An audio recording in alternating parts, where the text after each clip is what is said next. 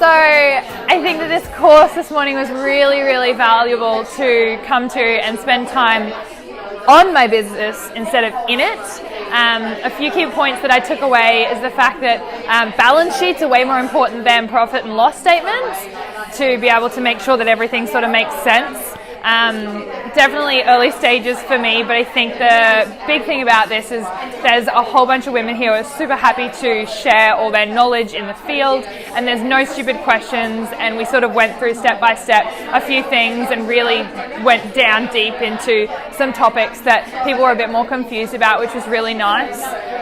to make it individualized for the group of people that we had this morning. And I definitely recommend anyone who is in business to come along to one of these, because you're going to get so much more out of it than what you expect, not just from financially, but there's a whole heap of women to network with at these events, and it's definitely worth your while.